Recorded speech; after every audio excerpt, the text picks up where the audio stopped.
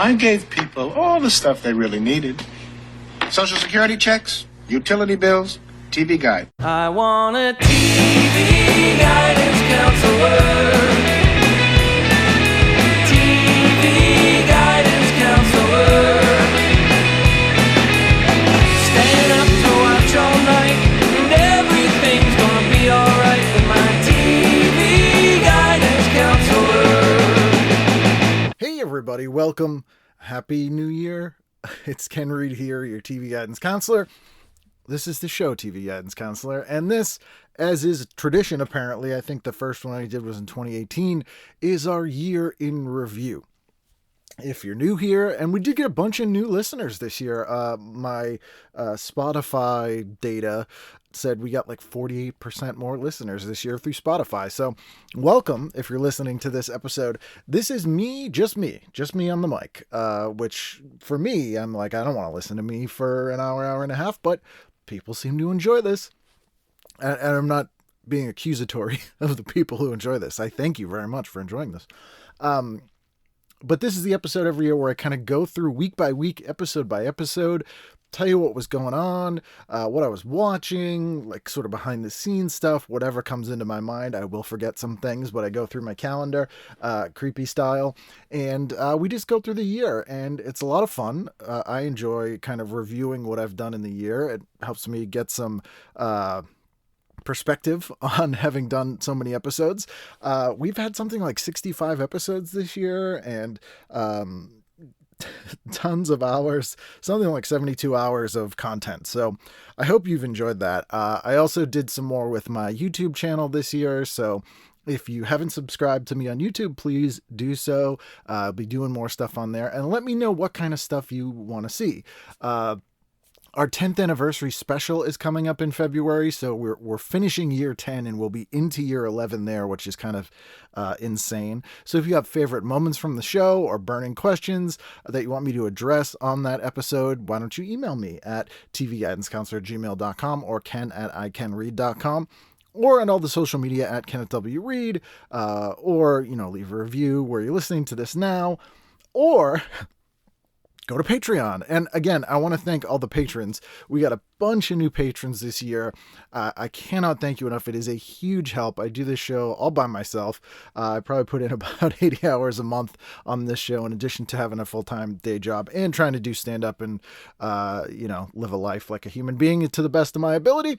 And it is a huge help to help me get through the episodes and get all this stuff done. And I'll be doing some more stand-up again in the new year, so hopefully you can come out and see me live. But anyway, if you're a patron of the show, just message me there. And if you're a $5 and up patron, you got PDFs of all the episodes that we did this year. And I give you access to my whole folder of all the scanned TV guides that I've done over the years. So you can go access them there. You can follow along with episodes. It was a great idea that a listener and a patron suggested that I switch the $5 tier to PDFs of the show, and I am very, very happy that I did so. People seem to enjoy that. So without further ado, let's go through the year. We start in January 2023. Now, this was not the best January for me. Things have been difficult, as you know, for the last few years. January was pretty rough. We started off right away where Ted, my standard poodle, who I love, I have 3 dogs, I love them all. Ted's my heart. He had some cancer. So he had a cancerous tumor on his head, and I had to have that removed.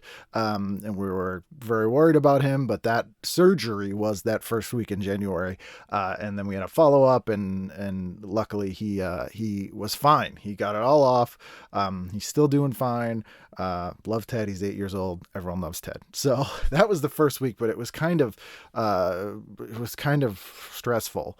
And then the next week was sadly when our cat Bink had to be put to sleep. She was almost 20 years old. And for 2022 episodes, you may hear her in the background. She would scream. She was very old, but she really went downhill. And I've never had to put a pet to sleep before. And that was miserable. Just awful. So kind of started the year off feeling pretty bad. I'm not gonna lie to you there. But we did have some really good episodes. The very first episode of January 2023 was Lou Schneider, and Lou is someone who I didn't know personally, but is from Massachusetts, amazing stand-up comic. He was a host on Nickelodeon shows. He's a producer on The Goldbergs. He's an actor, wrote on tons of shows. I have wanted to talk to him for a really long time. I always loved his work. So it was really, really cool that he sat down and talked to me. That was a very fun episode. I still quote Kadeem Hartleson as a doctor to this day. So bad week, but fun episode. And then we had 2 episodes that week. I actually also talked to director John D. Hancock, and John has directed everything. He was originally the director on Jaws 3. It was taken away from him. He then came in and was the director on Wolfen after the other director. Like, just crazy amount of stories. Worked on so many fantastic things and a lot of TV shows as well. That was a really interesting conversation. Then the next week, it was Tom Shabilia, and Tom wrote a book about 1966, if memory serves. As I said, I don't really look these things up, so I hope you don't mind. This is just my memory.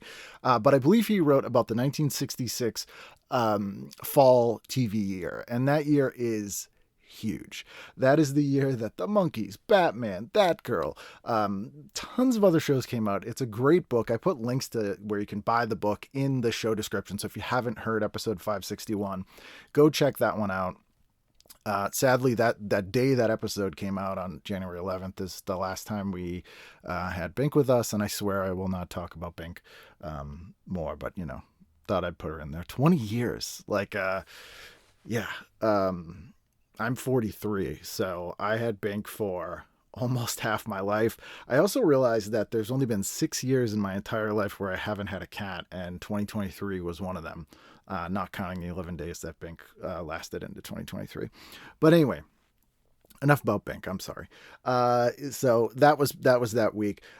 Then I also appeared that week on VCR Party Live. So the Found Footage Fest guys are fantastic. All of them have been on this show. Occasionally they have me on their show. That's a weekly live show on YouTube. If you don't watch it, you should. It's a lot of fun. That second week in January, they had me on, and I talked about some clips I've been showing online at Somerville Dance Party, some cable access stuff. You can go back and watch that on YouTube. I'll also put a link in this show description here. That's a lot of fun, weird clips, a lot of Boston local stuff that I kind of curated inadvertently over the years. Yeah, a lot of fun. The next week, the third episode of January 2023 was huge for me. And if you've listened to the show from the beginning, or even not from the beginning, you will know how much I talk about this guy's work. And most notably, the show Wordplay from the new Twilight Zone from 1985. It is, if you haven't watched that specific episode, do yourself a favor, go and watch it. Also, The Shadow Men. 2 fantastic episodes that I think hold up with any of the classic Twilight Zone episodes easily. Wordplay being the best example I can think of a show or really anything, a book, media, anything that starts off really funny and becomes terrifying without really changing the premise. And once you watch it, you'll know what I mean. The show Blue Jam and Jam did a little bit later in the UK with Chris Morris, but this is a much less heavy, dark version of that, but it's still pretty haunting.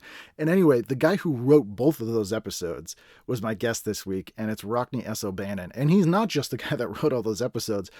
He created the show Farscape. He's written and produced on so many good shows and was just such an awesome guy, a true TV fan. And I just had such a good time talking to him. It's a longer episode because I probably cut an hour out of that, of either stories I've told on the show before or, just stuff that you've heard before, but it's like 2 hours of me and Rockney nerding out, and he's got great stories and behind the scenes stuff, and that's maybe, I don't know, it's hard to pick a favorite episode of the year. Do you have a favorite episode of 2023 of TV Guidance Counselor? I'm obviously not an objective observer, because the people I really like talking to aren't necessarily always the people like hearing me talk to, or the people that I've always wanted to talk to aren't as big of a get for the listener sometimes as they are for me as the speaker. And I also, when I hear an episode, and I don't really go back and listen to episodes, as you know, it's always a little bit strange. I listen to each episode about 3 times when I'm editing and doing show notes and all that kind of stuff. But, when I think of an episode, I go back in my head and I think of what I was doing that week and about the recording. And, so it can be kind of difficult to pick a favorite. But Rockney is certainly up there. Like, this is a killer lineup for January. Really, really a lot of fun. I loved that episode.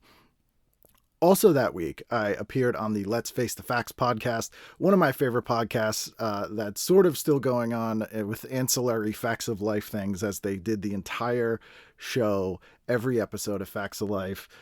Great watch-along show. I think I've appeared on like 8 or 9 episodes.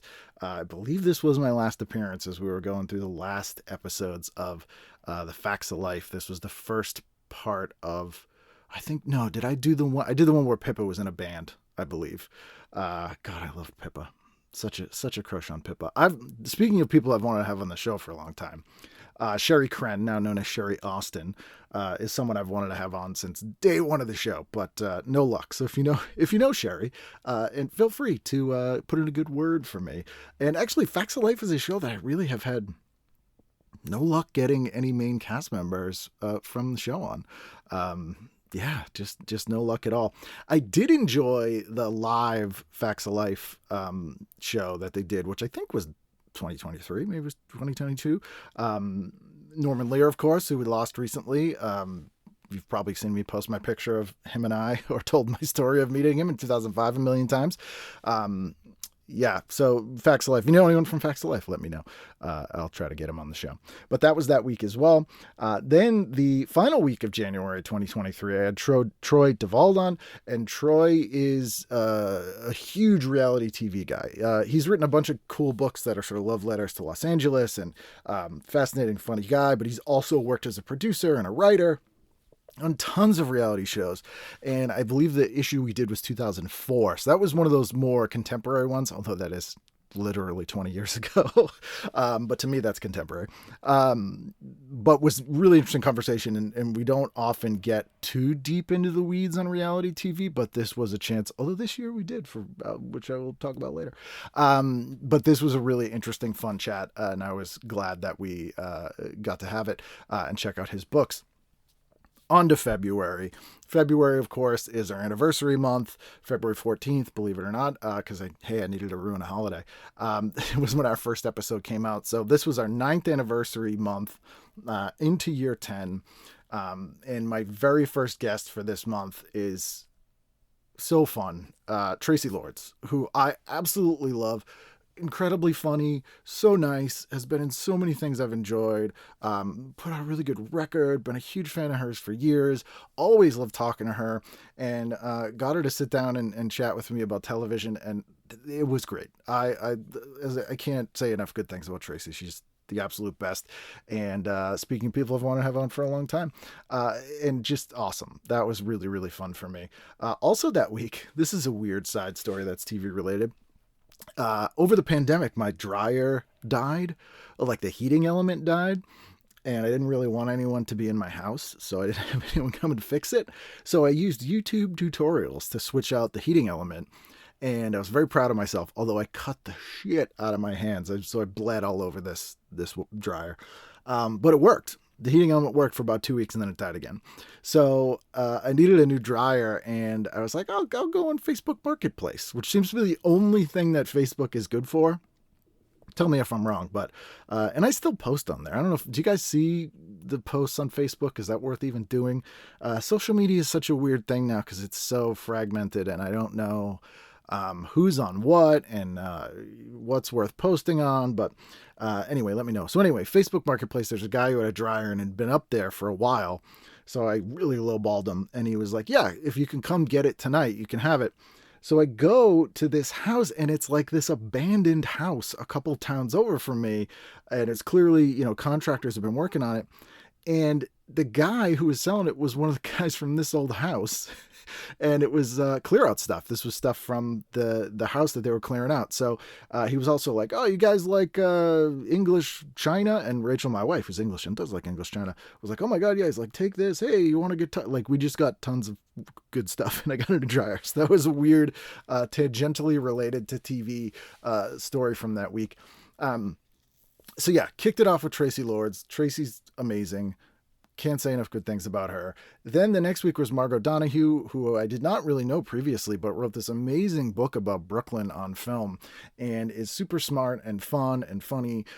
Loved having her on. Really fun episode. I highly recommend that one. The next week, and this is our sort of Valentine's anniversary week, I had Sarah Farah's on, and Sarah is somebody who I've been friends with for years but haven't met in person, even though she's local to here. And she's a young adult author.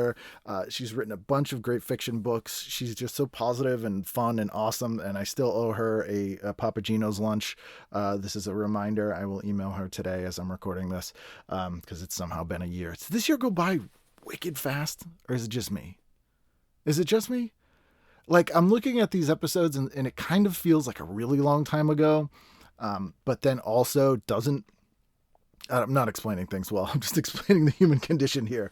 But yeah, Sarah's awesome. If you haven't read her books, please do.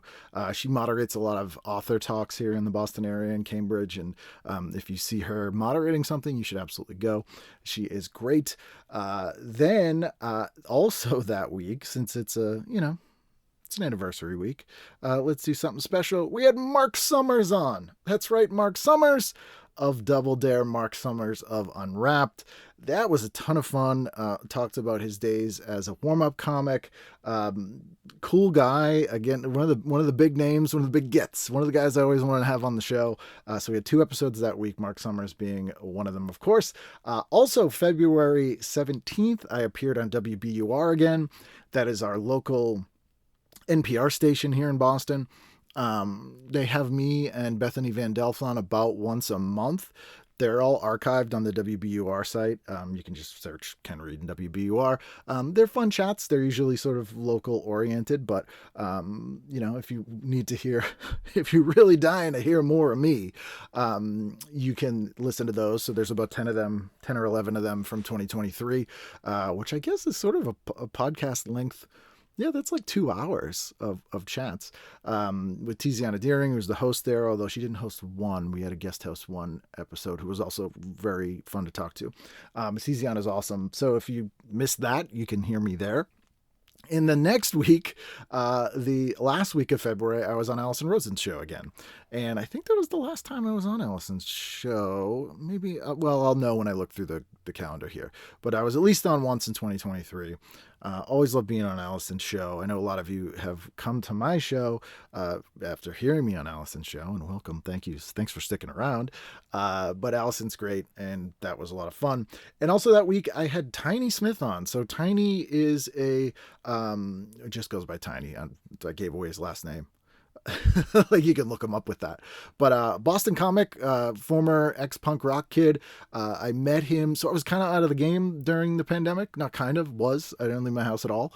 And in I think over the summer of 2022, I did an outdoor show. It was my first show back in a while, at the Medfield State Mental Hospital, which is now like an arts collective, community arts thing in Medfield. And I did a show there, and Tiny was on. I had not met him before. Awesome dude. He had an album and a special recording coming up, so we recorded, we stayed in touch and we recorded this episode, and it was a lot of fun. There's some fun stuff in there. I highly recommend you listen to that one.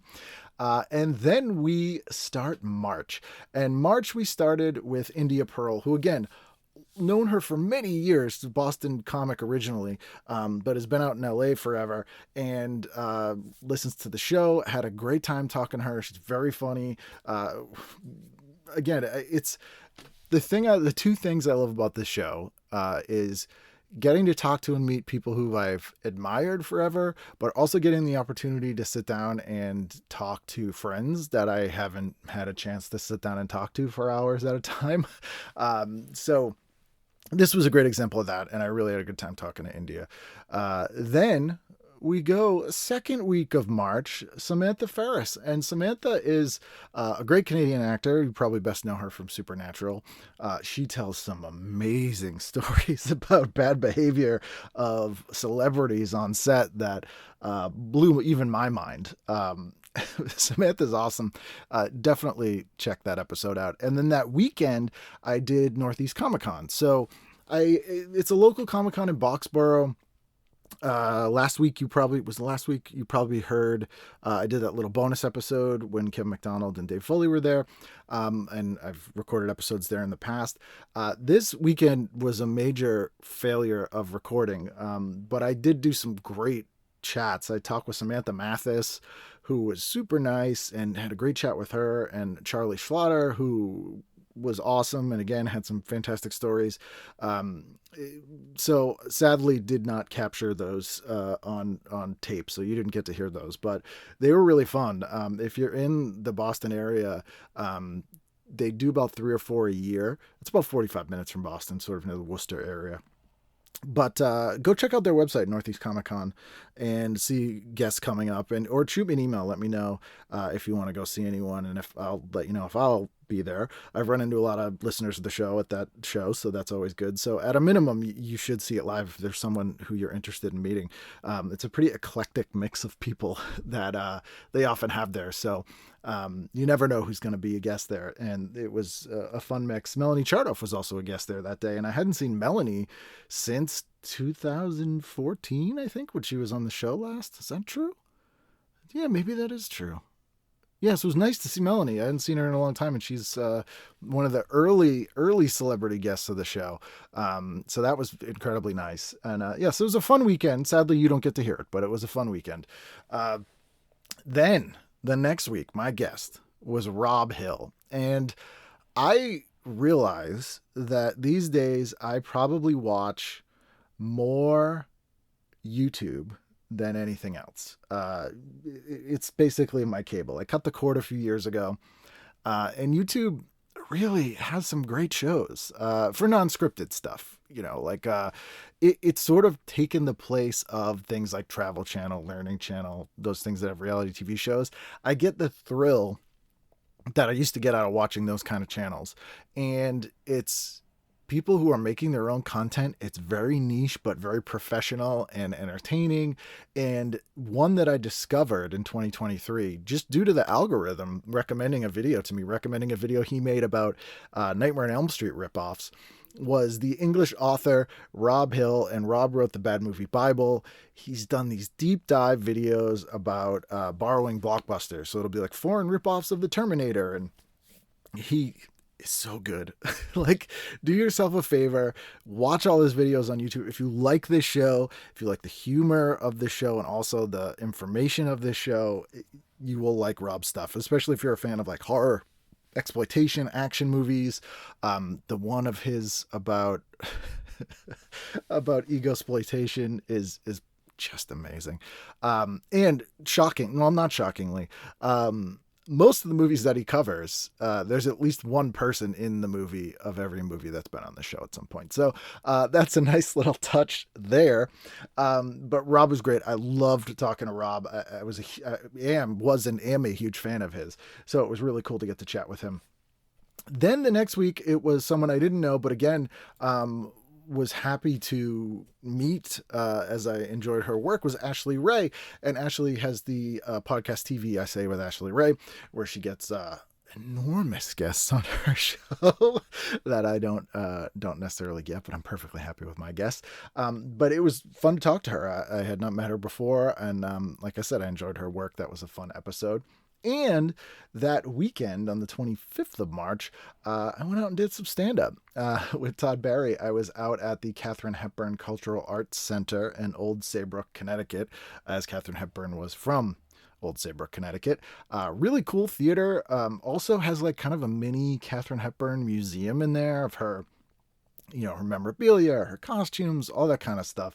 So that was really cool. I would recommend you go see a show there. If you are in the old Saybrook, Connecticut area, then go see a show. But that was really fun. I enjoyed that show. Didn't think I met any listeners at that show, but if you were there, let me know. And then, as I alluded to earlier with the chat about reality TV, on the final episode of March 2023, this was huge for me. As you know, I am a massive fan of The Real World. Huge fan, especially the first 4 seasons or so of The Real World. And somehow in 9 years of this show, had 0 cast members of The Real World on my show, as much as I would like to. And on the final week of March, it happened. Judd Winnick did the show, and Judd is not just any sort of Real World cast member, Real World aside. He is such an accomplished author. He wrote some amazing stories for DC Comics, Batman stuff, and he has this great kids series called Hilo that adults enjoy too. If you like Jeff Smith's Bone and that kind of stuff, he does a new book every year. So that's what he was promoting. But I love talking to Judd. Could have talked to Judd for hours and hours more. And will. I think Judd will hopefully be back on this year because, shockingly, he had a good time. So I love that episode. That's another of probably my top 5 of the year, was having Judd on the show. Go back and listen to that one. It's really, really great. And that closes out March. So you, the listener, will not notice this because I edited it. And it's seamless, and I probably shouldn't even mention it, but I was just speaking and my power went out because a dude drove into a pole like 2 blocks from my house and exploded it. So that was pretty exciting. Had a couple of hours here with no power and no heat, and in New England in December. It's cold, but thought you would want to know that incredibly exciting news about the drunk dude at noon on a weekday, driving into a pole. Anyway, where were we? End of March, that's where we were.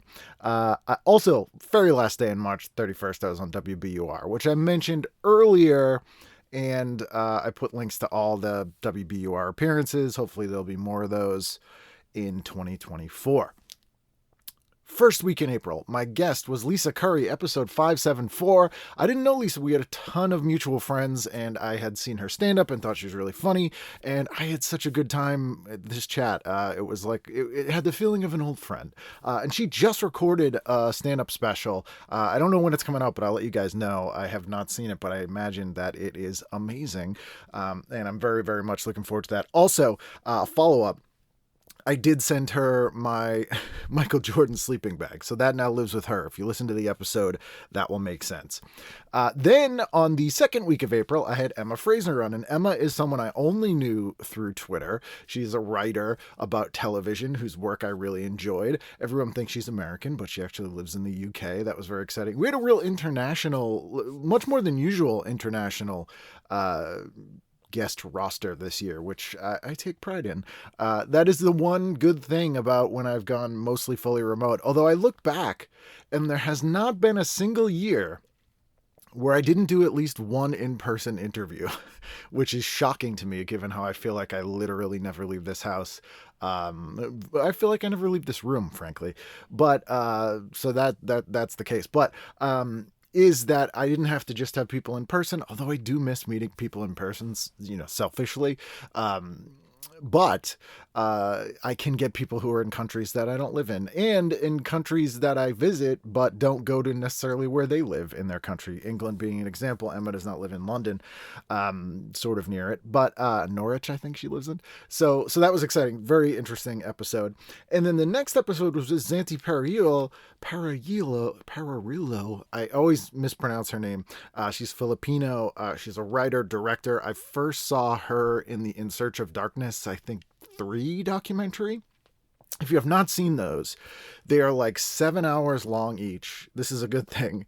And it's sort of a Talking Heads, not the band, but the thing of all these people from the horror industry and writers and comedians and all kinds of people. Many people have been on the show talking about horror movies sort of year by year. I'll reference this later for another guest that I had towards the end of the year. But they're amazing. There's 3 of them about horror. There's one about sci-fi. I think there's an action one, and they're just starting to do 90s ones. Yeah, so I saw her featured in that and really enjoyed her thoughts and her insights, and so I asked her to be on the show, and that was a really good time.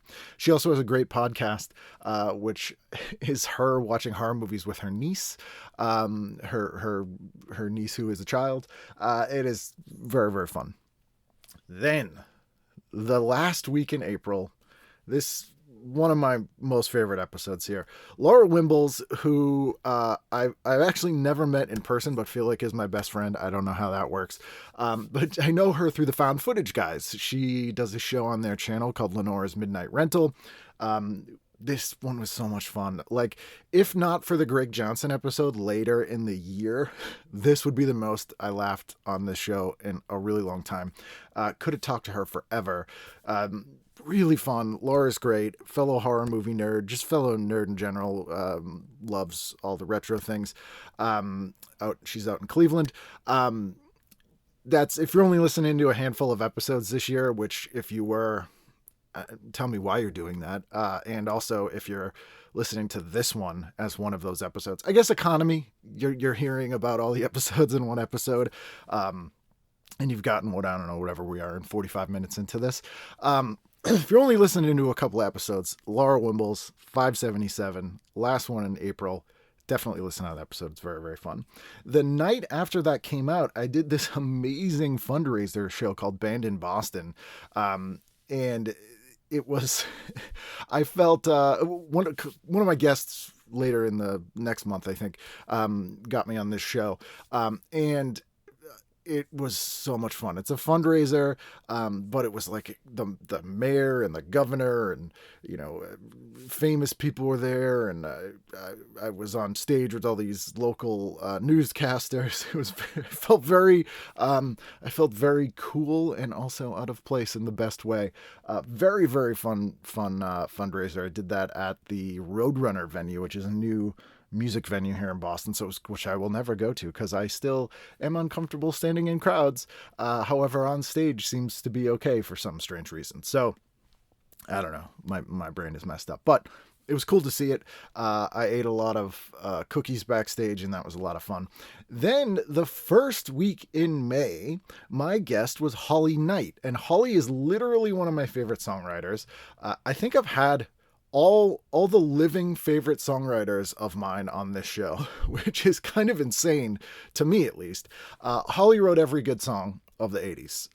Simply the Best by Tina Turner probably being the most notable, and we lost Tina Turner this year, which very sad. We don't really have music icons the way like Tina Turner. I don't know how I would say that. She's simply the best, everybody.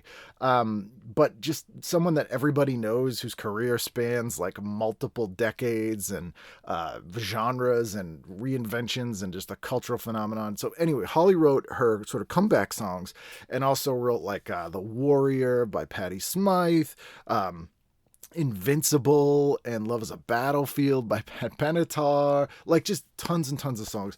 And she has an autobiography that came out this year, which is a must listen. I highly recommend getting the audio version because it does have, A, she reads it herself, which is always better. And B, there are song snippets. There's all kinds of things that sort of put context to what she's talking about, which is pretty cool. But had a great time talking to her. She's written TV theme songs, wrote the theme song to Angel. Pretty exciting. Then I had a returning episode. It took 2 years to do part 2 of this episode, but it was Adam Bozarth and Anna Rubinova. This was really fun because I gave them like a massive list of things to watch during the episode we did last time 2 years ago, and they watched them, and it was a nice follow up. I got to hear what they thought about each thing, and that was very fun. I can't say I've done that before, but I would do that again. I would recommend. It was very, very fun. Next week, Gabe Malika. Gabe has an amazing one-man show called Solo. He's a New York comic, but he started in Edinburgh. My wife gives me crap because I mispronounce it every single time. I pronounce it like an American. There are some things I just can't not pronounced like an American. But Gabe was really fun. Really good dude. That was a fine episode. Fine. It was fine. It was a very fun episode is what I meant to say. That was weird. Am I losing my mind? I think that guy driving into the pole really scrambled my my brains here. Then Conor McGrath, who is a Maine comic, has an album out, or put an album out in 2023. Really funny guy, really nice guy. Been a long-time listener to the show. Was actually at the Emmanuel Lewis live show I did in 2014, so 10 years ago. Almost exactly 10 years ago. And again, always nice to catch up with people who I don't know as well, but know of from the scene, and are just really cool, funny, awesome people. And then I ended I ended my mouth, everybody. It's over. Jesus Christ. I think I need to take a break here, but I ended the month of May with Ian Brownell. Ian Brownell, who is the guy who produced that fundraiser I did for Rehearsal for Life. He is also one of the people on and producers of the Brattle Theater podcast. Huge movie nerd. Good dude. Love talking to him. It was really fun working with him at the Rehearsal for Life fundraiser the previous month. Always enjoyed talking to him when I would run into him, and actually ran into him in December 2022 when I did the live shows with Kevin Marr, and we started chatting, which is how we ended up doing the show 6 months later in May. That's how my timeline works. But very fun, super good dude. If you don't listen to the Brattle Theater podcast, you should. I love the Brattle Theater, and if you're in the Boston area, go to the Brattle Theater. That's one of my favorite places. Then I want to mention May 3rd, I went to Nate Johnson's birthday party. It was a surprise party. Nate has been on the show as an old comedy friend. He turned 50, which blows my mind. But I mention it because I hadn't really been going. I think it was the first time I'd been to a birthday party in like 6 years. It was really fun. It was nice to see everybody. Saw Sean Sullivan, my muse for this show. Had some barbecue food, and that was nice. So happy 50th, Nate. 50. I'm 43. I'm going to be 44 this year. What? How? I was 33 years old when I started this show. And, oh man, that is crazy. It's a couple things either closed or stopped or went out of business in 2023. And a bunch more people died. I'm sure I'll forget a ton of them. I mentioned Norman Lear, but I will forget the rest. Richard Mall, tons of people. I think I mentioned Tina Turner. I know I did. But the Christmas Tree Shops, which is a local chain of sort of weird New England discount stores, stopped being, which is kind of strange. But yeah, so the local discount store chain, the Christmas Tree Shops. And I was asked to comment on the loss of the Christmas Tree Shops on both our NPR station and on CBS Boston. You may recall at the very tail end of 2022, I appeared on our local CBS affiliate in front of an abandoned Friendly's store, which was a local chain of ice cream restaurants, talking about sort of nostalgia and closed restaurants and stores and all that kind of stuff. It's kind of a pet interest of mine, which you should know if you've been listening to the show. But yeah, they had me on again. So somehow I've managed to stumble onto being on television once a year for the last X amount of years. Don't know why. The other thing is the show The Scene ended. And you're like, who cares? What is that? This was a show on WMBR, which is MIT's college radio station, formerly known as WTBS. And then the call letters were actually purchased by Ted Turner for TBS. But The Scene has a connection to this show and was also just great. It was these two older English guys, and they, every Friday morning from 7 to 8 a.m., they had a show where they played like weird music, psychedelic punk, jazz. Paul Simmons and Nick Solomon are their names. And they'd been doing this show for about 15 years. Like I literally my alarm on Fridays was their show, a minute before their show, and I'd listen to their show in bed, and it started my day, and they're really funny. Their interactions are great in between things. And again, I listen to this show every week for about 15 years. The connection to this show is the Television Addict version of the song that was our previous theme song before the excellent Josh Cater of the Smoking Popes wrote our current theme song, TV Guidance Counselor. Smoking Popes, by the way, have a new album coming out, I think, in a month or two. But anyway, that song Television Addict by the Victims, who later became the Hoodoo Gurus, I first heard on The Scene. And hearing that song made me, like, the show kind of all clicked, if that makes sense. I go, oh, this is the theme song. I'll put the clip from the Lost Boys with Barnard Hughes saying, you know, need to have a TV guy, don't need a TV. And I can do this show. So it didn't completely inspire the show, but was a major factor. And so they called it quits after 15 years. And it was a great show, but I get it. Trying to do a show every week for 10 years is difficult. So I imagine them having to get together as two people every week, they do it in person, was a huge problem. But anyway, they're all archived on WMBR.org. Go check out some of those shows. The music wasn't always stuff I enjoyed, but it was always stuff that I found interesting. I listened to and discovered a lot of bands from them, but just their banter between songs alone is worth the listen, even if the music was just metal grinding on metal. But anyway, they called it quits, and that was sad because that was a great show. But anyway, we're back on to June. We just talked about Nate Johnson's birthday. The first episode of June, on the 5th of June, was actor Natalie Gold. She is awesome. I love her. She was in the show Rubicon, which was in 2005, 2006, I think. If you haven't seen Rubicon, go buy it, go stream it. It was only one season. It is so good. She's also on Succession, which most people probably know her from. I'd never seen Succession. I probably will watch it eventually. I like Brian Cox quite a bit.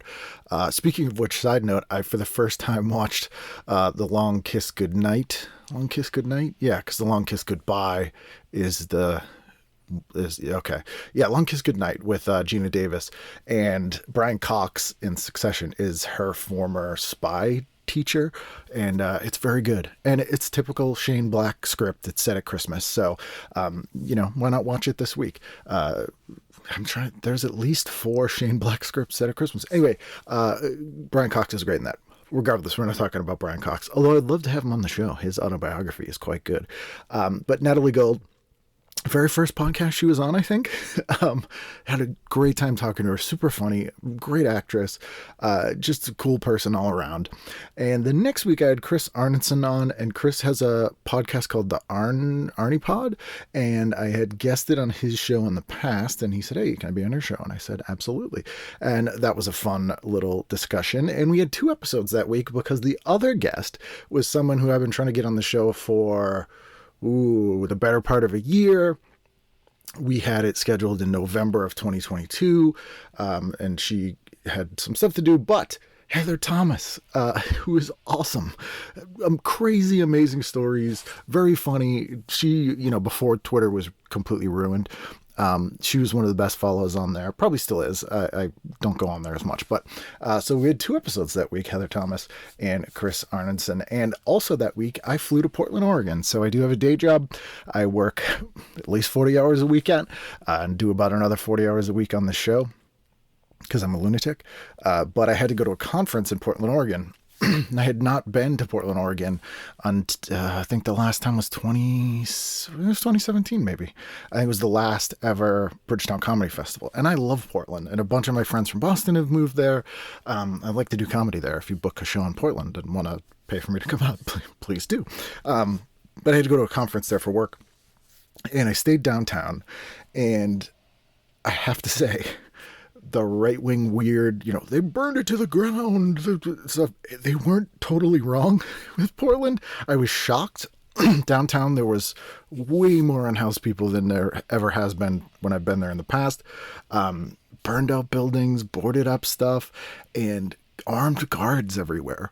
Like, there's a donut shop there, Voodoo Donuts. They have a couple locations, but I believe the original is downtown. It was across from my hotel. And you weren't allowed to go in. You had to just kind of yell your order in, and then they'd bring it out to you because they got robbed, I guess. But like literally a coffee shop had an armed guard. It was weird. And then like people just walking around like nothing was different.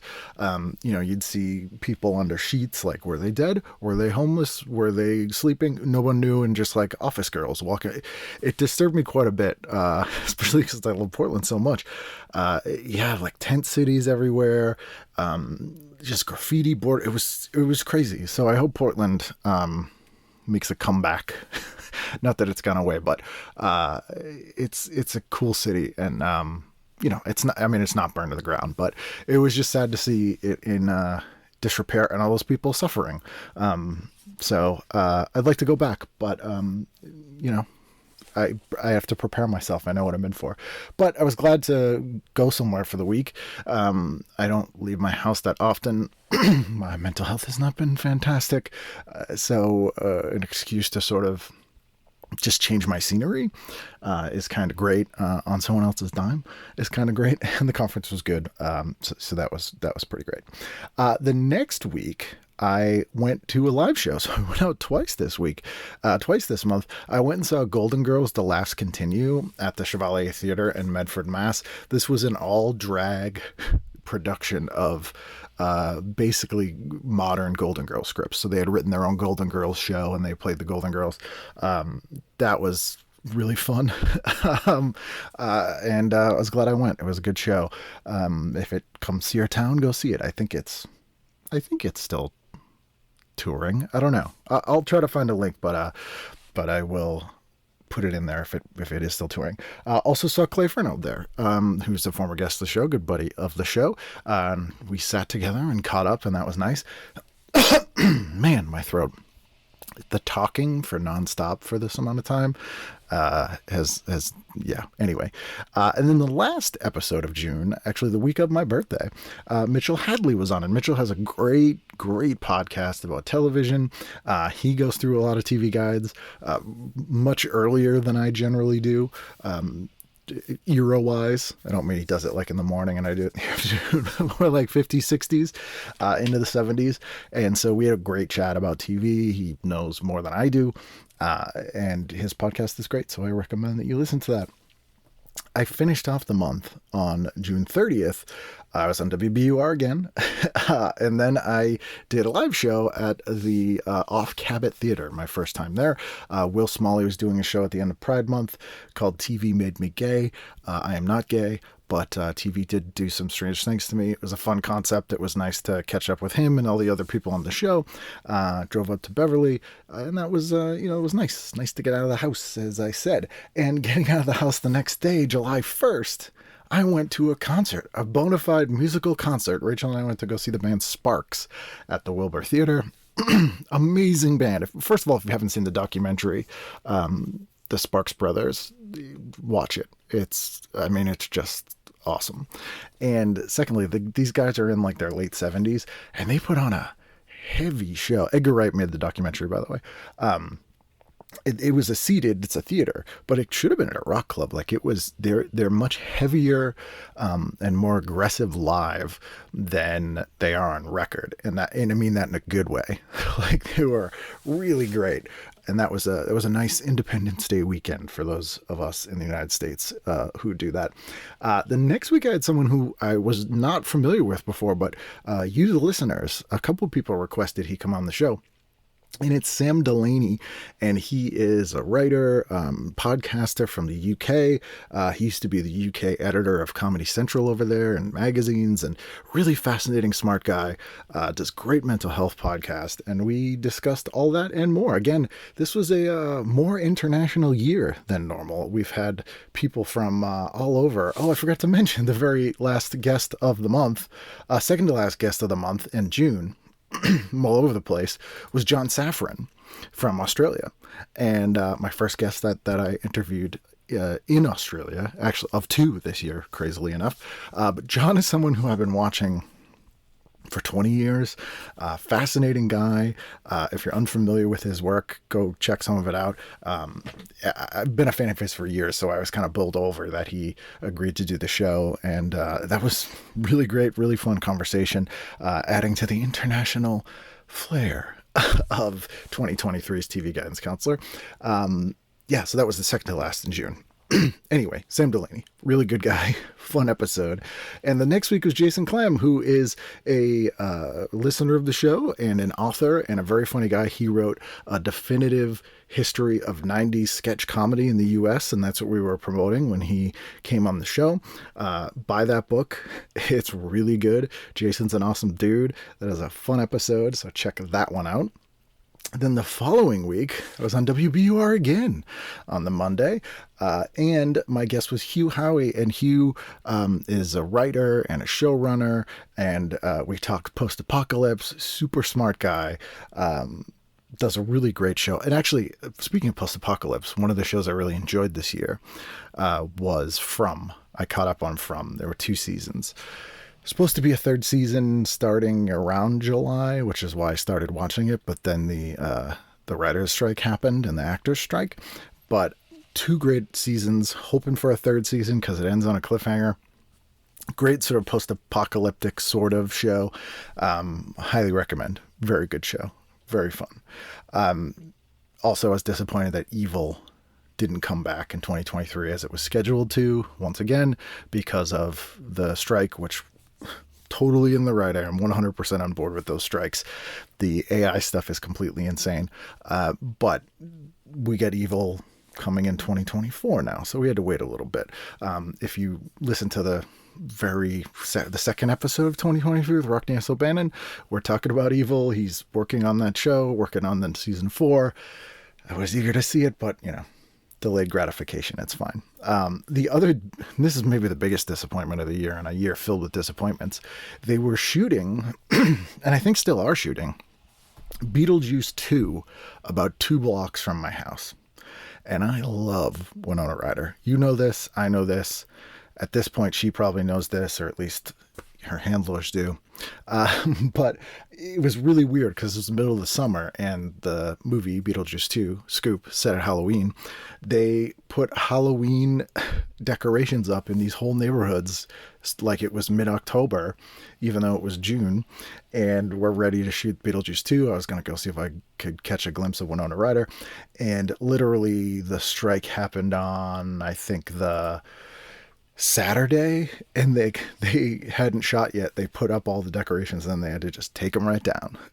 So that was a little bit of a disappointment, but they've since resumed filming, and I have not seen Winona Ryder, so I did my best. The final episode of July was Matt Giacola and JP DeSisco. Matt is in the band Jacked.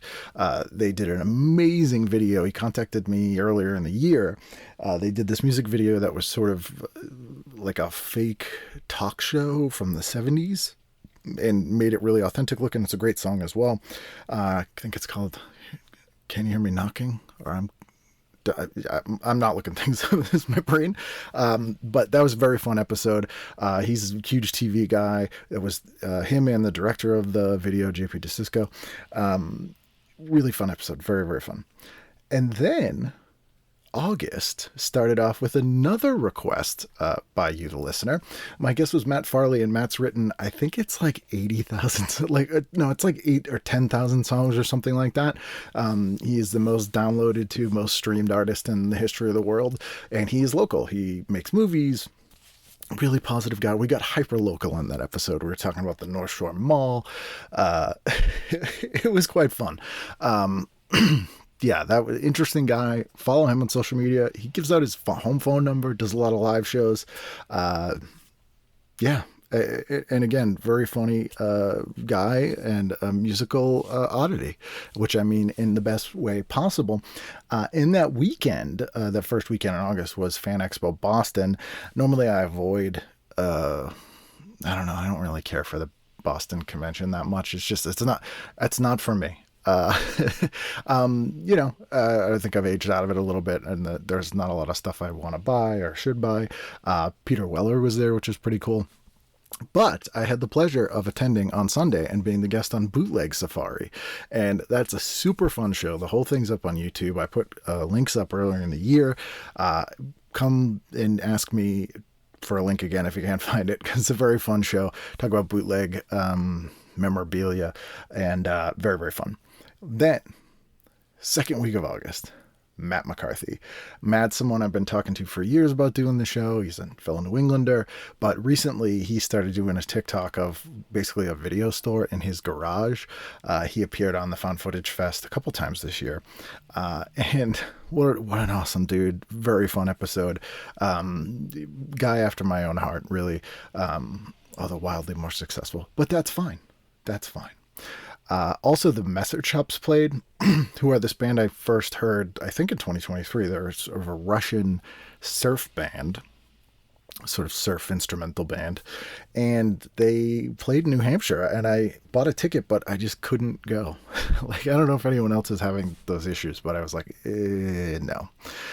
So I feel bad that I missed them, because they put on a good show, and I don't know when the hell they'll come back to New England again. But if you have no problem leaving the house and going to shows, you should go see them, or at least check out their records. They are very fun. They do a great version of like the Twin Peaks theme song. Speaking of television, and then this was great that week. Someone, again, I've wanted to have on the show for probably since the very beginning. If you know me, you know how much I love The Adventures of Pete and Pete. And my guest was Will McRobb, one of the co-creators. And we had an awesome discussion. What a cool guy. Something that I keep applying to every single thing I like is he says something in the episode where everything he does, he tries to make it sad, beautiful, strange, and funny. Funny, sad, beautiful, and strange, I think it is. And that's amazing. And that's what Pete and Pete is. And, think about it. That's kind of what everything I like is. So that was really insightful and a really fun chat.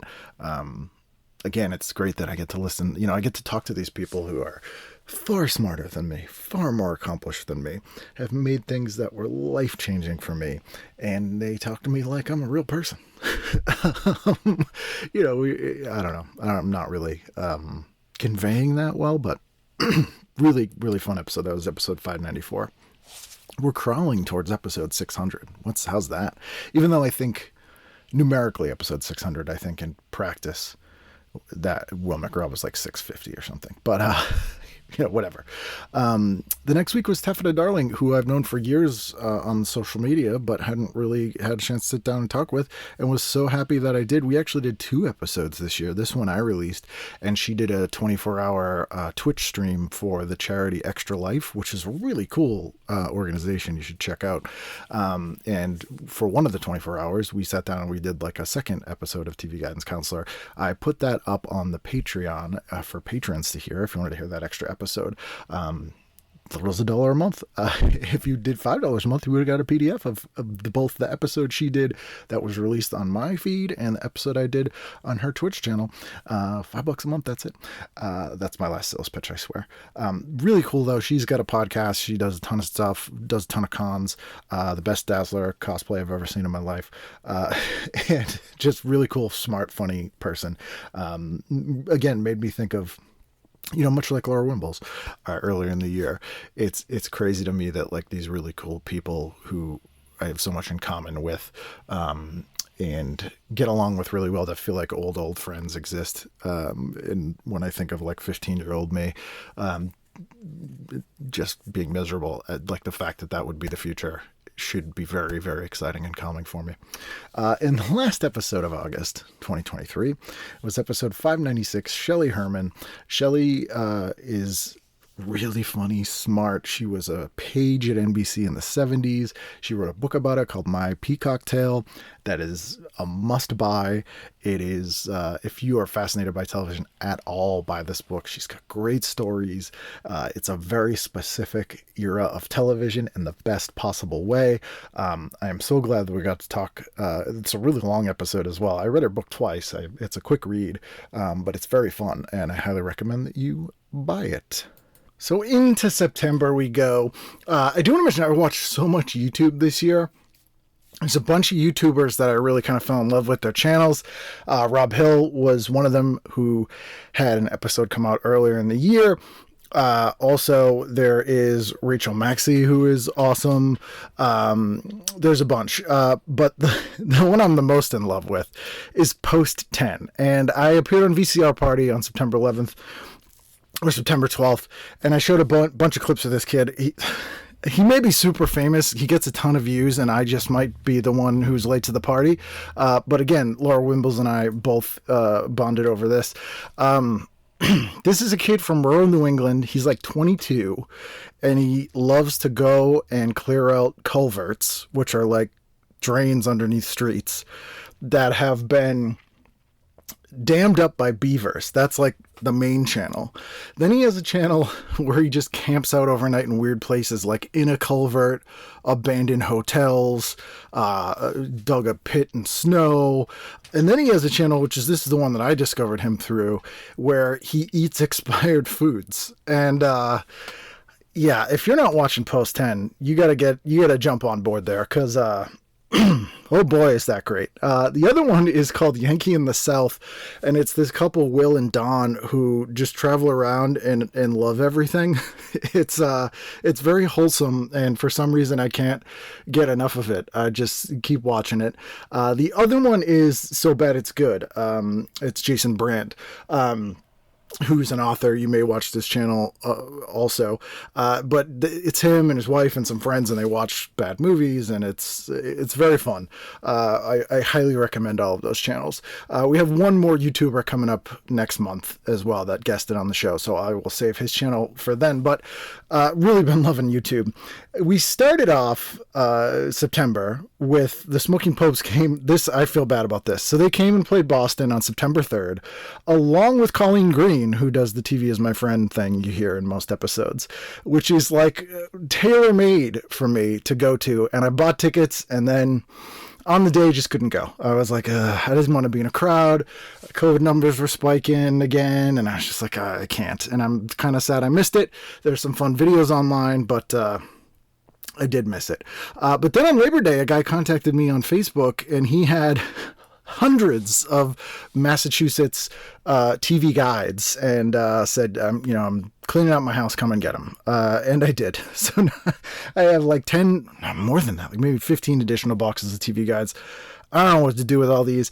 As I scan them, I get rid of them. I try to keep them from various regions of the country. So if someone is on the show and they're from a certain area, I try to get one from where they grew up, or where they've lived the longest, or if they have a request. My default is Boston ones, because I can speak the most about Boston ones. So I also have a ton of New York ones. A writer for the David Letterman show passed away this year, and some friends of mine were helping clean out his place, and they sent me all his TV guides. So I have a ton of New York ones. So I need to kind of go through and pick like best editions or Boston editions, or I don't know what to do, but they're piling up. So I need to take like 2 weeks and just go through all these. But it's cool to get them. And there's a bunch of Massachusetts ones that I didn't have, like late 70s ones, and some of the 60s ones. So that was actually pretty cool. Then my guest this week was Caitlin Cook, who also appeared on VCR Party earlier in the year. That was a very fun episode. I did not know her previously, but that was a fun chat. The second week in December, my brain is scrambled for a reason. We'll get to that in a moment. The second week in September, I had Tabitha Stevens on, and you probably know Tabitha from her adult work or from the Howard Stern show, but we became friends on Twitter. She's very fun. I had a great time talking to her. That was really fun. I'd known her sort of casually for years on social media. And again, great excuse to kind of sit down and chat in depth with someone for a long time, which I feel like in today's day and age, I'm putting on lip gloss. No, I'm putting on chapstick, everybody. It is December and it's windy. We had a major storm this week. A bunch of trees are down in my yard. It's awful. Anyway, to sit down and talk and get to know people that you've sort of known for years publicly and then sort of on social media. So that was really cool. And then I also appeared on Douglas Arthur's podcast that week. So I will put a link to that if you missed it. That was really fun. I believe we talked about made for TV movies, if memory serves. It was 3 months ago or whatever. Then we get to week 3, and this was a banner year for guests who were on The Real World, because John Brennan did the show, and John Brennan was on the LA Real World, which was my favorite Real World. We differ in our political views, let's say, but had a great chat, and what a nice guy. It sort of reinvigorated my love of humanity to a degree, getting to talk to him. And he has a great podcast now with Beth, who was also on the LA cast, who I'm trying to get on the show, that they interview a lot of Real World cast members. They have great chemistry. They're very good friends, as you can tell. And that was really fun. So that was one of my favorite episodes this year as well. Also that week, I did 2 shows with Todd Barry in upstate New York. We did Woodstock on Thursday the 21st, and then I did Plattsburgh in this beautiful old theater on the 22nd. I had never been that far up. Well, I must have been when I was in a band. I think we did do Buffalo, but it had been a lifetime since I'd been that far north in New York. And so we did that on the Friday. Then we had no show the next day. So instead of driving 6 hours home on the Saturday, I said, man, I'm going to go on Priceline, see if I can get a cheap, nice hotel in Montreal, which is like an hour from Plattsburgh, treat myself, and then, break the driving up. So, and I'd never been to Canada, by the way. So I got like a really nice 5-star hotel for like $100 last minute. I felt luxurious. I had great food. Went to a cat cafe, thanks to a recommendation from a friend on social media. Had some poutine. I was there for less than 22 hours, I think. But it was the first time I felt like I had a vacation or like let my brain rest in years, which is sad. But I'd like to go back when I have more time to spend more than 22 hours there and more money, because it'd be nice to have some money to go there. But it's only like a 5-hour drive for me, so I should go back. It was very nice. And if you are Canadian and listening, Montreal's wonderful, and I hope to see more of your country. Then we get to the final episode of September. Big episode, number 600. Again, I think it's actually like 620, but let's pretend for the sake of discussion. And this was a returning guest who I love this guy. Also popular demand. So many of you, this is probably the guest I've had on that the most people have messaged me about to come back on the show. And it's RJ City. And RJ is so charming and smart and fun, and what a good dude. And again, one of those people that although I don't think we've met in person. Of course I know we haven't met in person. I'm not that crazy. Feels like someone I've known for decades and decades, like an old friend. And the last time he was on was so much fun. This time was even better. We had a great time talking. Sadly, this was the week that Paul Rubens passed away, or around the time Paul Rubens passed away, that was weird. And nobody knew he was sick. I'd interacted a little bit with Paul Rubens over the years. I was lucky enough, never met him in person, but was lucky enough to email with him and, interact with him on social media a bit. Huge influence on my life, like so many of us. And it's very sad, but I'm glad that he got to do all the stuff he got to do. Anyway, so RJ was good friends with him as well. So we talk about Paul, and there's some fun little stories about him, and just I would have RJ on every single week if I could, and if he had time, but he's a very famous wrestler and he is a wrestling commentator and he wouldn't have time for that. But maybe we'll have him back in 2024, like episode, I don't know. I don't think we'll get to 700 because that would be 2 episodes a week, but maybe we'll end the year next year with RJ. I will see what I can do. I know that you would love to hear RJ back on the show, and I assume you'd like to do the show again. If he's listening, RJ, hopefully you'll do the show again, because always very fun. Easily one of my top guests of the year. Thanks again, RJ, for doing the show. Then we get into October, and this one's a little bit complicated. I was saying earlier, like, 2023 certainly isn't as bad as 2022, but now that I've gone through, it kind of was. Like 2021 was awful. 2020 was obviously bad. 2021 was awful. I feel like 2022 wasn't that bad. 2023 kind of sucked in a lot of ways, and we'll kind of get to that here. So also at the end of September, I did a Mortified show, and Mortified is a podcast, the show a lot of you have heard me on Mortified. Actually, that was the end of August. Sorry, my memory. And always loved doing it with my friend Sarah Faith. I haven't done it. It was weird. I guess we hadn't done a Mortified show in like 4 years, which is crazy. But we did one in Boston. It was a lot of fun. Love that show. So I was glad that I got to do that. Anyway, to October. It was my 20th wedding anniversary on the 3rd of October, which is a good thing. We went out to Wusong Road, which is my favorite restaurant in the Boston area. It is a fantastic Chinese tiki bar in Harvard Square. Menu's always changing. Cannot recommend it enough. This year was like Wusong Road and Union Square Donuts, which is probably my favorite donut place ever. They have like 5 locations in the Boston area. My friend Dan and I, over the summer, we went and saw Jaws at IMAX at the New England Aquarium, which was awesome, and there was surprisingly not a lot of people there. But we were eating in the Boston Public Market before, and Union Square Donuts has a booth there. And I bought a couple donuts, and then it was the end of the day, so they just gave me like 2 dozen donuts. Even if they weren't my favorite donut place, that would have clinched it. My God. Fantastic donuts. I'll be treating myself this week to some Union Square donuts. Even though I'm fat, but they are so good. Oh my God. And every week their menu changes. Anyway, why was I talking about? Oh, because I was talking about Wusong Road. Yeah, Wusong Road, Union Square Donuts, and probably Easy Pie Pizza.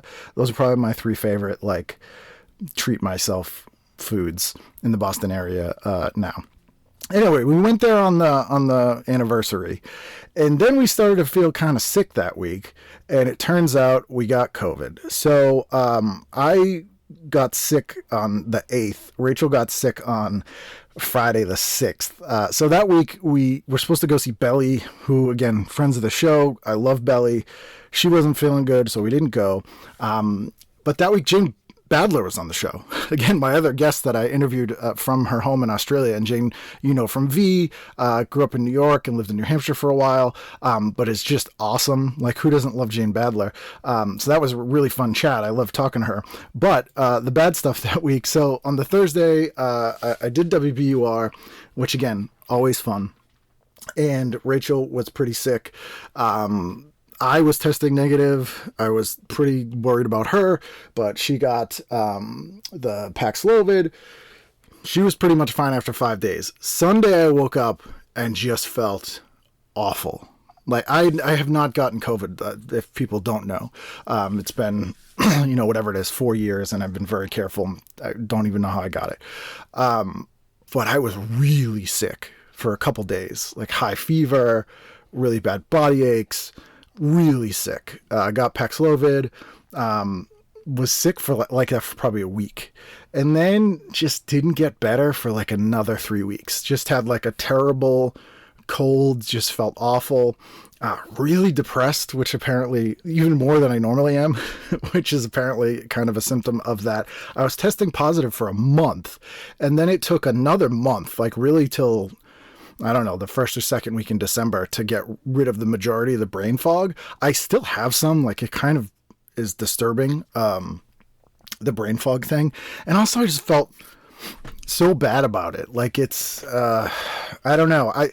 This will sound crazy and I don't mean to bum everybody out. And I don't mean this literally, but it feels like since 2020, certainly, and to a degree since 2016, that we've just been living in this weird simulation or like a weird echo of what life used to be like. Maybe I'm the only one who feels this way. It feels like we're in the bad timeline and the main character version of ourselves is in the good timeline now, and we'll never see that again. It just, like, it really hit me in October. And of course, on October 7th, there was the horrific events in Israel, and then everything that's happened since then has been awful. So many kids have been killed, Palestinian kids. It's awful. Just awful. But even that made me think, and again, I had COVID, so my brain was being weird. But however many people got killed on the 7th, I think it's down to like 900 people or something. But I was like, for 2 years in COVID, we had like 3 times that dying every day, and still people don't seem to have processed it and don't want to process it. I don't know what that would look like. I don't know what that would be or what that would accomplish, but for some reason, it's just like, I feel like this sort of elephant in the room is a cliche I don't want to use I don't know. It's still floating out there. And, I don't know. It messed me up, guys. That's what I'm saying. It was real bad. And I don't know. I don't know if I'll be better ever. I'm hoping 2024 my head gets in a better space, because October, which is normally my favorite month, like, I love Halloween, that sort of crisp October air, and it was just gone. Like, it just is gone. So, if you had health issues in 2023, I hope you're better now.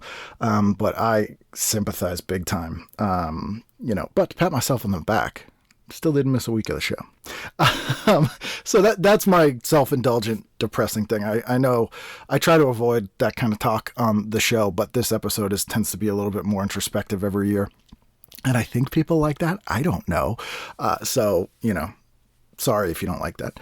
I was thinking there's Adrian Borland, who's my favorite songwriter, but was a lunatic. And I finally watched Walking in the Opposite Direction, the documentary about him this year. And that guy had some major issues. Wow. But there's a live recording where he starts playing a song and he's like, is there anyone who doesn't like this? Is there anyone who doesn't like this? Is anyone who doesn't like this? Like, kind of, and they like it. They're there to see him. But some guy's just like, woo. And he's like, fuck off. Like, he's just really desperate to say fuck off to somebody. Maybe I am too. But anyway, so I was well enough to do stuff after that second week. But the second week, and again, this is probably my top 5 favorite episodes of the year, RJ City also. Greg Johnson was on the show. And Greg is an old comedy friend from when I first started, like 20 plus years ago. And I haven't really sat down and talked to Greg in a long time. He's got a great podcast as well, as albums out. And this is, for real, the most I've laughed in an episode ever. We do New Year's week issues, so if you haven't heard that one yet, this is a good week to go listen to that episode if you're sort of prioritizing. I know people pick and choose episodes, and not everyone listens every week, and I totally understand. But yeah, you gotta, it's so good. It's so fun. My God. Other episodes, other podcasts I've listened to this year that I really loved. There's a 4-part podcast about the movie Neon Maniacs, which I've talked about on the show before. I am sort of obsessed with. My only complaint is that they didn't ask me to participate in it. But that movie is a complete mystery. It's such a weird movie. No one really knew anything about it. And they've done this like massive investigation into the people behind it and what the story was with the show, and like all the questions I always wondered, they've answered. Go back and listen to that. And Laura Keitlinger started a show, and it is so good. Her and Daniel do this show every week called What We Thought Would Happen. I was lucky enough to guest in November. Love it. Every week I listen to that show. But anyway, so Greg Johnson, super fun episode.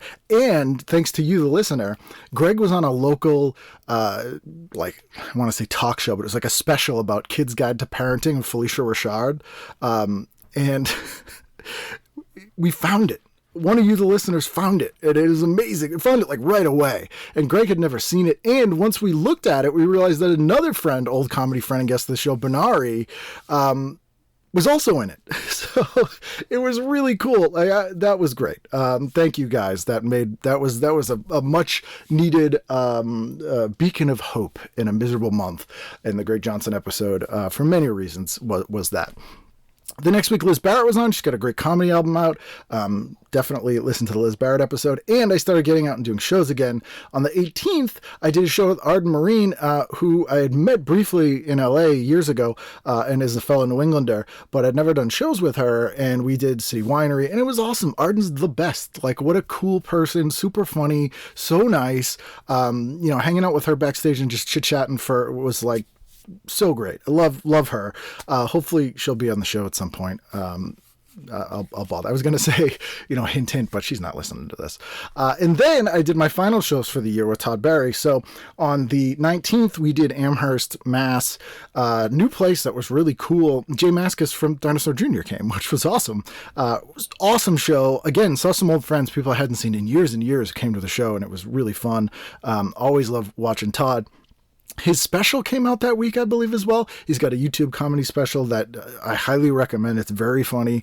I've seen the material in it a million times from doing shows with Todd, and I even still think it's funny. But really great. There was a bunch of good YouTube specials this year. Joe Perez also being one, but we'll get to Joe when I discuss December. But yeah, did that show in Amherst with Todd, and then on the Friday we did Maine, back to Arundel, Maine, which we had done last year, and that was a fun show. So it was a nice way to sort of end the year of my shows with Todd. And thank him again for having me. We've been doing shows together in New England since like 2009, which is insane, but are always fun. And, you know, I always like the opportunity to go out and do time in New England. And sometimes I have to be sort of pulled out of my house. And those shows do it for me. And I needed the money. No, that's not why I did it, but it did help. Then the last week in October, Halloween week, I had Brian Heiler on, and Brian is the genius behind Plaid Stallions, Brick Mantooth, someone whose work I've been reading for, you know, like a decade. Canadian guy, writes about all kinds of things with toys and nostalgia, and super fun guy, has his own podcast, great YouTube channel. Check him out. Cannot recommend him enough. And on Friday, October 27th, I think it was the last time this year I was on WBUR, unless they want to have me on in like the last 2 days. So obviously there's been a lot going on in the news. We got bumped a lot because if there's horrible or newsworthy things, you know, having 2 local comedians on doesn't always take precedent. But that was always a good time. Again, I think there's probably 10 appearances in 2023. So that's like an hour you could listen to of me and Bethany on WBUR. That was Ted, by the way. Man, does he bark. He's the sweetest guy, but anything. He's a poodle. Like, they're high strung. And once he gets barking, he pretty much never stops. But, well, I mean, he stops eventually. Otherwise, you would be hearing him nonstop through the whole episode. But that was really fun. November, things started to look up a little bit. Wasn't quite sick anymore, though still had the brain fog and all that. November 1st, that week, Josh Spiegel was on. And Josh is the Horror Movie Timelines guy on YouTube. Pittsburgh guy, but it's been out in LA forever. Again, another YouTube show I just discovered. And say what you want about the algorithm, but Dave really steered me in some directions of things that have become just things I absolutely love. There's also Hazriel Costumes, Hazriel Costumes. She's this French girl who is really charming and cute and funny and super talented, and does sort of costume building and makes these videos and cosplay, but it's just like so entertaining and impressive. That's the other one that I really, really love. And if you're a patron, you'll see who I am a patron of. I try to switch it up a little bit, but Rob Hill's definitely one of them. Hazriel's Costumes definitely one of them. Like, there are people that I'm like, I mean, a couple bucks a month. This is, I watch so much of their stuff. It's so good. I asked her to be on the show, but I never heard back. But that's okay.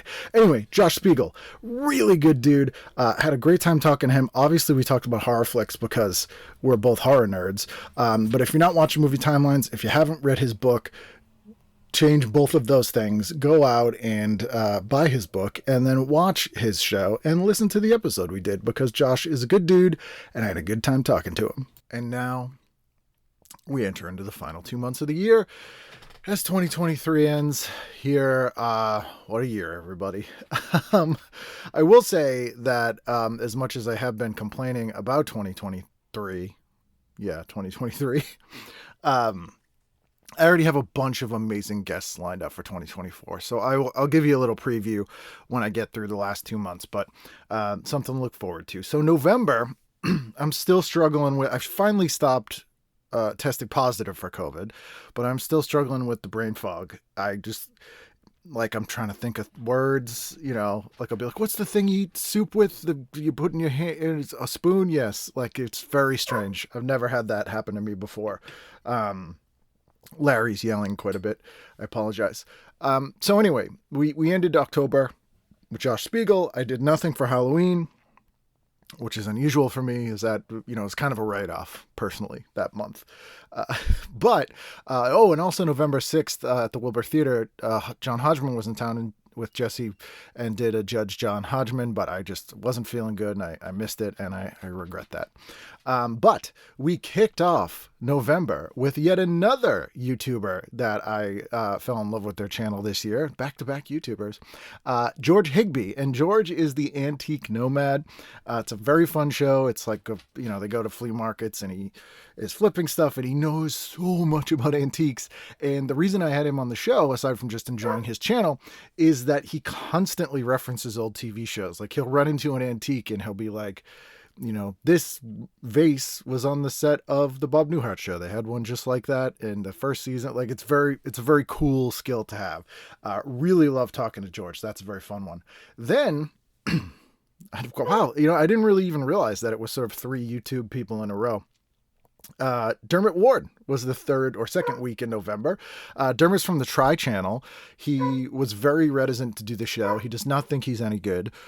He was a fantastic guest. He's the best person on the Try channel. And if you haven't seen the Try channel, it's Irish people try all kinds of different foods and things they've never tried before. I discovered it during the pandemic. We've had a few people from the Try channel on. I think Dermot's the third. There's just a murderer's row of entertaining people on that show, and I ended up pretty much following all of them on social media and watching the ones that have YouTube channels, watching their YouTube channels. And Dermot's an actor and very funny and a good dude, and you should pause this podcast right now and tweet at him or Instagram message him and tell him how good he is on my podcast, because that will make him feel bad. And if there's one thing that I'm on this earth to do, it's to make Dermot Ward of Dublin, Ireland feel bad. I'm kidding, of course.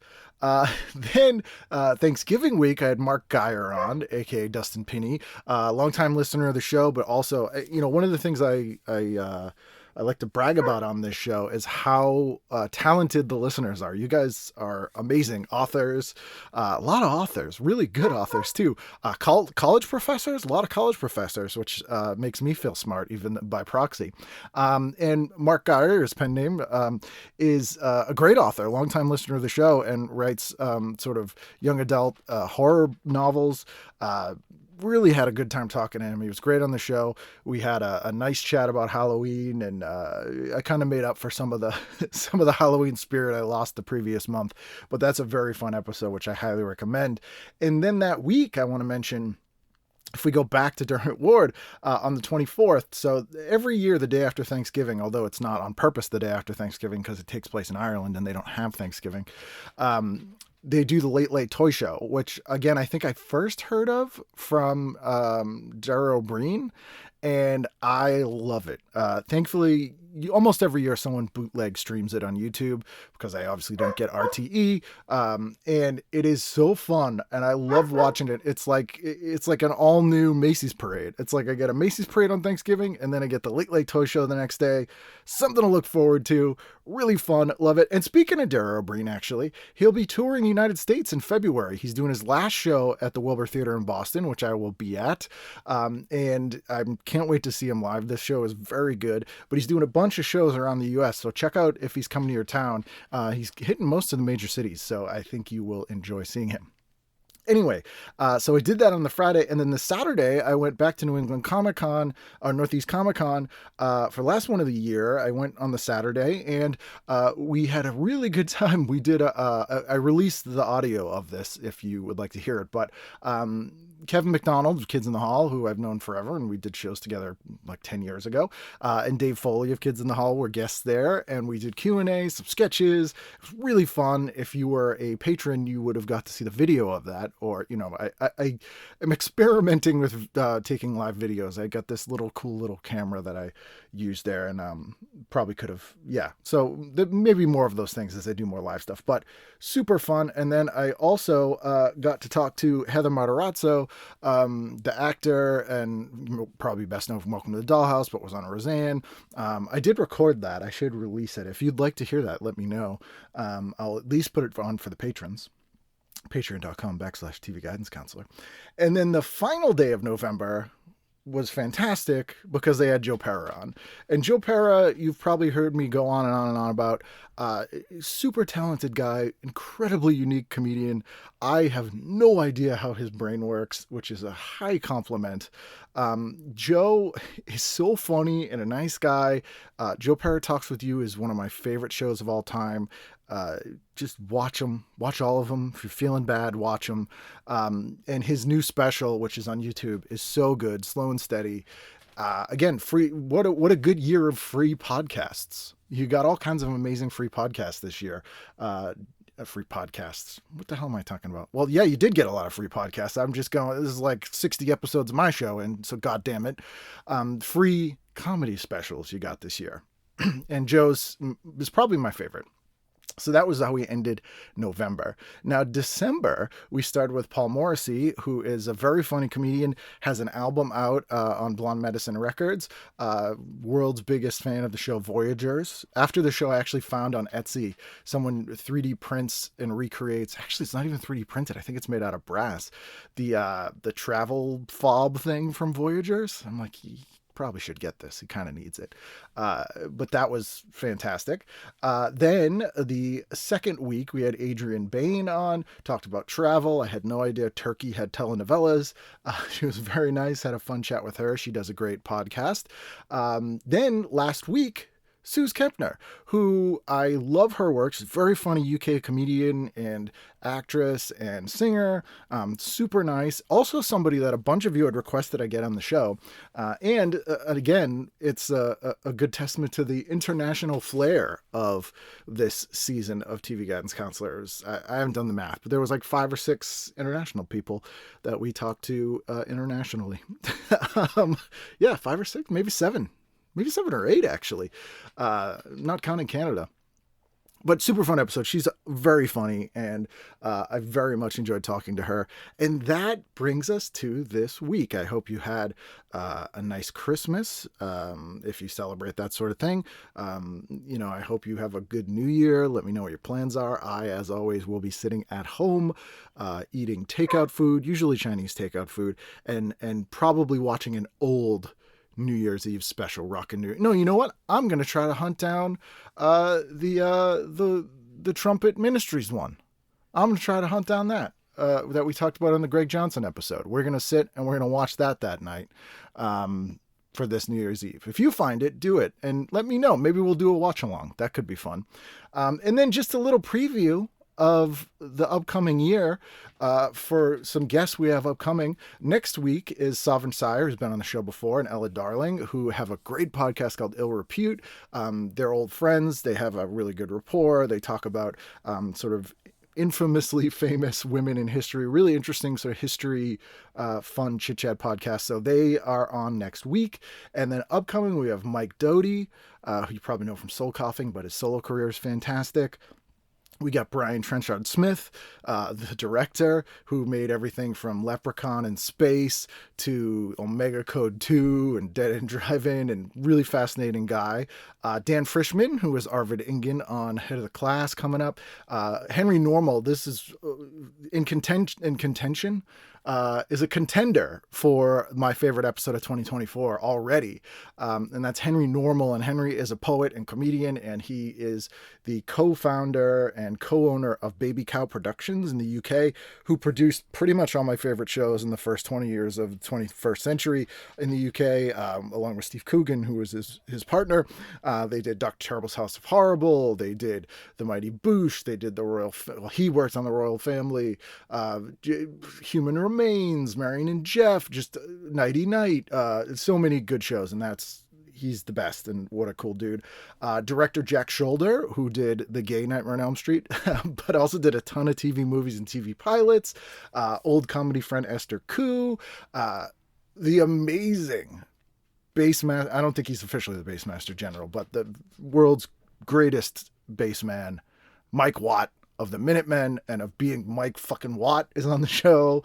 And Alan Arkish, the director who directed Moonlighting and St. Elsewhere and Ally McBeal and The Twilight Zone, but also made Rock and Roll High School and a ton of other movies. Alan's awesome. So that's a little preview of the next few months of the show. All great. I'm really actually looking forward to them. And, you know, I say it every year. 2024, let's be better than 2023. Well, I don't say the exact years. That would be strange if I've been saying that. But hopefully next year is a better year than this year. Hopefully this isn't the last good holiday season we have, which I keep seeing people say, which really disturbs me and keeps me up at night. Hopefully my mental health improves. Hopefully, you know, one of us wins the lottery, you or me. I don't know, whoever it is. If you win, you know, just throw me like $1 million. That would solve all my problems. It wouldn't, but it'd be nice. You don't have to throw me anything. Yeah. Thanks again, guys. I am shocked that 10 years in, the show still grows. Our listenership grew by about 50% this year, which is amazing to me. So if you're new to the show this year and you've made it this far into the Ken Solo episode, congratulations. I feel like I should give you some sort of code word that you get something free for, but I don't have such a thing. But shoot me an email at ken@icanread.com or tvguidancecounselor@gmail.com or on any of the social media. I'm on all of them, all the Twitter alternatives, all those things, at Kenneth W. Reed, or if you want to be a patron for $1, send me a message and then cancel your patronship just so you can send me a message. That's fine too. Tell me how you heard about the show. Tell me your favorite episode of 2023. Maybe your highlight of 2023, what you watched in 2023, some of your favorite shows. Are there any shows you're looking forward to in 2024? I know I am. I'm looking forward to From and Evil and Elsbeth, and there's a bunch of shows coming up that I'm very excited for. So we're going to do this. We're all going to be fine. 2024, year 11 of TV Guidance Counselor somehow, which is insane. Maybe I'll do another stand-up album this year. I'm working on it. I have the material, just working on the logistics. Hopefully do more live shows. If you want me to come to your town, let's figure it out. Hopefully do some more cons. And I know for a fact I'll be here next week. So I hope you will too, for a brand new edition and a brand new year of TV Guidance Counselor. Collision, collision, collision, collision.